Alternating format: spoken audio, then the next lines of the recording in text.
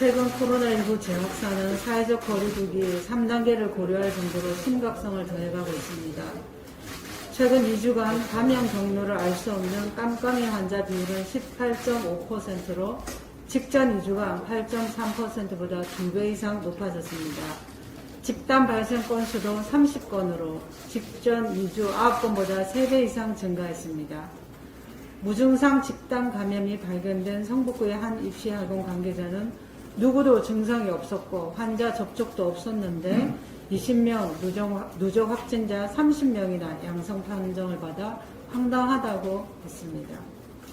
전문가들은 깜깜이 확진 확산의 주요 원인으로 무증상 감염과 느슨해진 경각심을 꼽고 있습니다. 또한 이미 증상이 없거나 미미한 환자의 지역사회 내 전파가 상당 수준 이루어졌고 기존의 역학조사 역량으로 감당하기 어려울 만큼 감염자가 크게 증가했을 것이라고 진단하고 있습니다. 지난 주말부터 전국 확진자 중 광화문 집회 관련은 15 내지 20% 정도에 불과하고 80% 이상이 이와 관련 없는 지역 감염입니다. 하지만 정부는 이 심각한 상황을 외면하고 특정 집단에게 책임을 전가하는 모습을 보이고 있습니다. 나아가 정부는 광화문 집회와 같은 날 있었던 민노총의 집회에 대해서는 이런 방구하지 않고 방역에서도 정치 편향성을 의심받게 하고 있습니다. 일관성 없는 대응은 방역의 불신만 초래하고 재확산을 막기 어렵습니다. 지금 필요한 것은 정치가 아니라 과학입니다.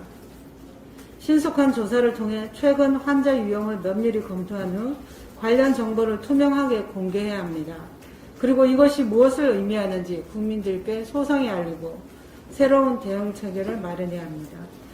또 하나 지적하고 싶은 것은 백신 개발이 아직 되지 않는 상황에서 개인 방역의 최고 수단인 마스크에 대한 보다 친절한 정보 제공 및 적극적인 행정 조치입니다.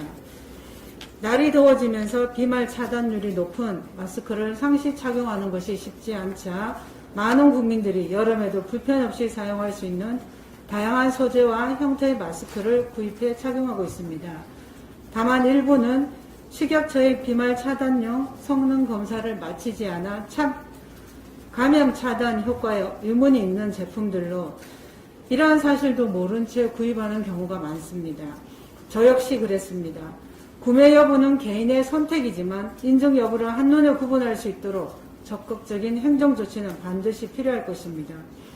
아울러 국가적 위기 상황에서 사회적 약자에 대한 배려도 소홀함이 없어야 합니다. 일례로 청각장애인들에게 투명 마스크는 대화라는 기본적인 인권 보장을 위해 필수적입니다.